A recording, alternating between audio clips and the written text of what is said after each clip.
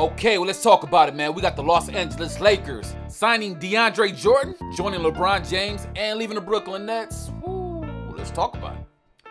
Hey, it may not seem ideal, and it may not feel like the formula for championship success, but the Lakers are clearly all in on the idea that they can win another NBA championship with a roster full of aging veterans. NBA stars Deandre Jordan, I like this guy, could be a potential buyout and an addition to the Los Angeles Lakers at some point during the 22 NBA season. Alright, cool. On Thursday, ESPN's Ramona Shelburne said on the Mason and Ireland show that Deandre Jordan, he could be an option for the Los Angeles Lakers should he be bought out by the Brooklyn Nets. Hey, and besides, a strong candidate is Rajon Rondo as well. Alright, how? Hey, let's take a look at some numbers real quick. You know, he's 32 years old. He averaged 7.5 points last year, almost 8 rebounds in 57 games for the Nets, and that was in the 2021 NBA year. Although his role has shifted to more of a chemist rather than a difference-making center at this stage in his career, at the center spot at least, you know. The Athletic Next reporter, Alex Shifter, wrote that he would be surprised if Jordan is still in Brooklyn when training camp opens. And word on the street, hey, the team has been shopping him around all summer. Hey, I ain't even know that. Damn. Hey, but Jordan could be an option for the Lakers if he becomes a free agent. As the 2020 NBA champions, they are still in search for 2 more players to complete their roster. Hey, the veteran big spent most of his past season with the Brooklyn Nets. However, though, he had limited minutes in playing time, and the Nets are still considering parting ways with him. Alright, cool.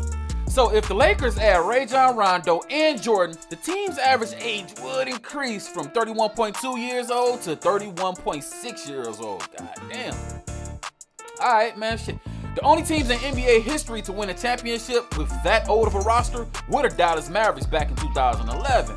And they were around the same age, 31.6, years old. And then you still had the 97-98 Bulls, and their average age was 32 years old. Yes, sir, and I watched some highlights earlier from Michael Jordan, and he was doing a lot of ground dunks by then. So either way, it's going to be sink or swim for these elderly Lakers to win a championship, or it'll be a bust this season, pretty much. Hey, but here's the fact, though. This is not the first time that LeBron James and Jordan have had interest in playing with each other. During LeBron James' final year in Cleveland, the Cavaliers were trying to kick tires to get Jordan, but ultimately decided to execute a trade with the Lakers to get Jordan Clarkson and Larry Nance Jr.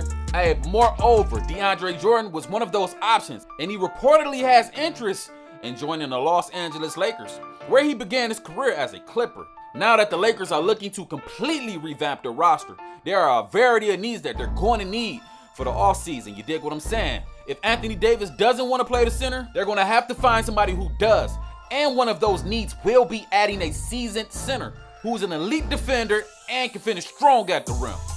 So adding Deandre Jordan would tighten up the Lakers' front court and give them another active rebounder who can disrupt the passing lanes. Yeah. So between Jordan, LeBron James, and Anthony Davis, the Lakers will have a limitless amount of shot blocking and an elite defensive trio to go in the front court to add a little bit of depth back there. You know what I'm saying?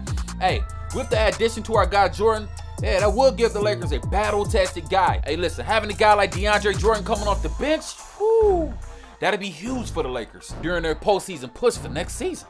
So you're gonna ask why? He would potentially be a great fit for the Lakers. So the Lakers are trying to find a way to sign Jordan so he can play right alongside of LeBron James and Anthony Davis. Now, he's 6'11", Jordan is still only 33 years old, and he only has 4 years removed from being an all-star, back in 2017. And before that, he led the league in rebounds, both in 2014 and 2015, while he was on the Los Angeles Clippers. But all of that is now behind Jordan. He has now since then averaged 9 points a game and still 10 rebounds, almost a double-double, 1.6 blocks, and over 932 NBA games over his career. Those averages have dipped to 7.5 points and 7.5 rebounds, and 1 block per game. In addition to that, that was before Coach Nash regulated Jordan, and he put him on the bench. Didn't really play too much after that. So in addition, Jordan is still a strong rebounder, averaging 10.6 rebounds per game over his career and leading the league in the last 2 seasons. He's also an excellent post defender who averages 1.6 blocks per game over his career. Jordan's defensive play has even been compared to a guy like Hall of Fame Bill Russell, who is considered by many to be one of the greatest defenders and players of all time.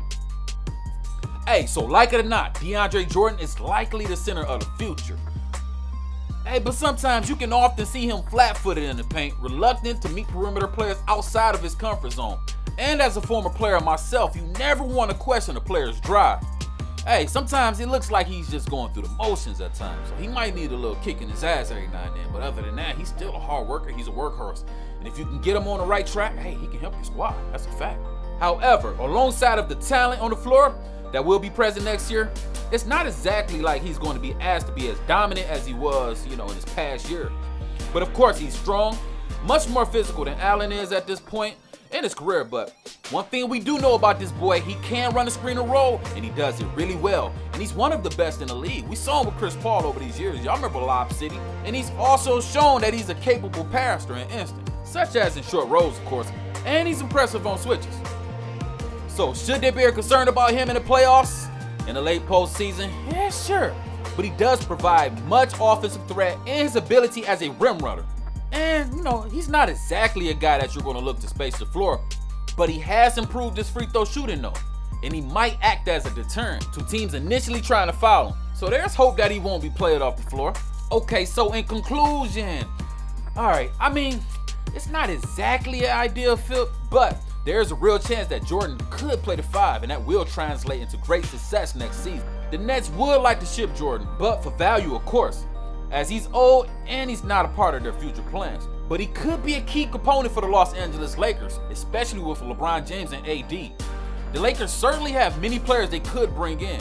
So, will the purple and gold sign a guy like Jordan, or opt out for a better fit?